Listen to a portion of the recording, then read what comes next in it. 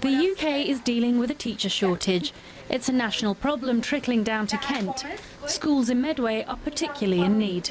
One trust which runs primary and secondary schools in the area has offered a creative solution. They're recruiting teachers 10,000 miles away from Australia. History teacher Grace Botros joined the Greenacre Academy last September. I really just wanted to challenge myself, so I knew things are different here than they are back in Australia, and I wanted to prove to myself that I could do it. Schools are run completely different. In terms of the teaching practice, that is essentially the same. I do the same thing here that I would do back home. Some days are challenging, but that's in every school. No school is going to be a perfect breeze. That's unrealistic. I've learned a lot about their culture, and they equally have learned a lot about mine. Having Miss Botros as our teacher, we've learnt a lot more. We've gone into a lot of details. She's a fun teacher, but educates us at the same time. Well, most of the lessons are really fun, and we get to do different things. I haven't really met anyone from Australia before. It's quite a weird thing, but yeah, I've got used to it now, so it's fine, yeah. Grace was one of 8 teachers asked to join the academy.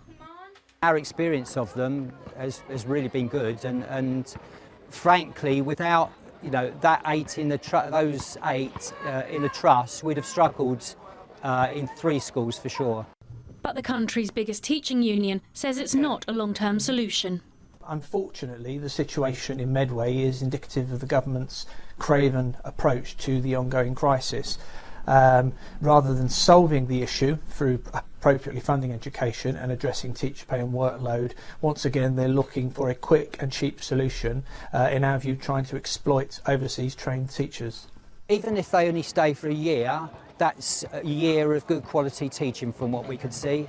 Australia, by contrast, has got the opposite problem. Too many teachers, too few vacancies. Take a big state like New South Wales, there are sort of 49,000 permanent teachers, but there are 47,000 on the waiting list for a permanent job. And with the success of the scheme, the Trust plans to do another recruitment drive in November. Jenna Vidicchio, ITV News, Chatham.